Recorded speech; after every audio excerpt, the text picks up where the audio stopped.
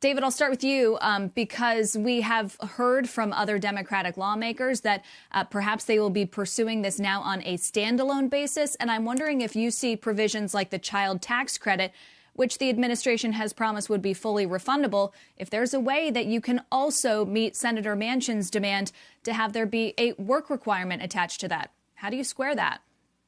Well, I do think that the Democrats are under a lot of pressure to get something done that they'll call Build Back Better. And I think that the pressure is mounting as Omicron starts to erode expectations for the economy next year.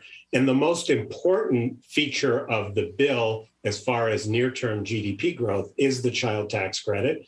Making it refundable is important. That means that the really poor people get some cash. I don't think the Democrats will live with a work requirement. It's antithetical to what they are trying to do here. But my guess is that they're going to pull something together, and it will include a continued expansion of the child tax credit. Unfortunately, it'll probably still go too far up the income ladder for my taste, up to $400,000. But that's something that they were bequeathed by the Republican 2017 tax bill. Michael, I'm wondering if you see any provisions in Build Back Better that if they were stripped out on a standalone basis would garner Republican support, because David just mentioned that perhaps a work requirement isn't feasible, but then you would lose Joe Manchin, and it's hard to see any Republicans voting for that as a standalone. And I'm wondering what you see as potentially a bipartisan provision to take out. Well, historically, there has been Republican support for the child tax credit. This has been a program that has enjoyed bipartisan support since its creation in the 1990s.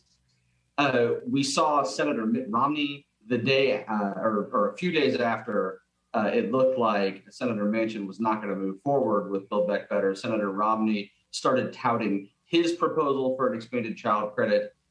Senator Marco Rubio, along with Senator Mike Lee, held up President Trump's 2017 tax cuts because they didn't include an expansion of the child credit to the senator's liking. That was eventually included. So in recent history, there have been Republicans who have been eager to expand this credit. I think the real hang-up is going to be over these work requirements.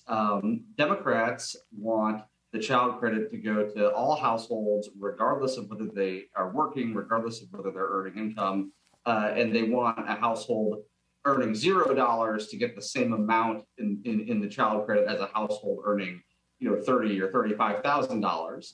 And Senator Manchin, along with Republicans, are having a hard time with that.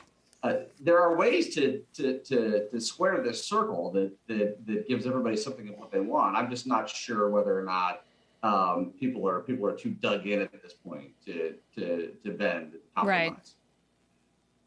Yeah, I mean, the politics of this are really complicated, David. And the elephant in the room is that, of course, you have the midterm elections looming. Senator Rubio and others that Michael just mentioned are up for re-election next year. So they want to do something that is going to be helpful to their constituents, but they also want to have their messaging aligned with the party. President Biden campaigned on a package that looks like Build Back Better, but the lion's share of what's in that package would not actually take effect before November. So do you think voters really care if this gets done, or do you think the White House would be better served moving on to something else at this point?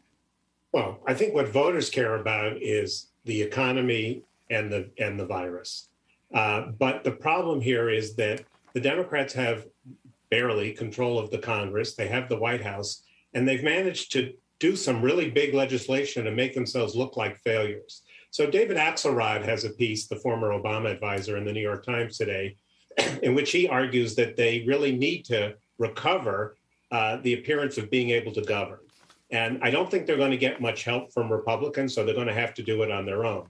But I do agree with Michael that the child tax credit, it's not out of the question that a bunch of Republicans and Democrats could agree to do this. Unfortunately, the climate is such that anytime there's any kind of bipartisan coalition building, something blows it up.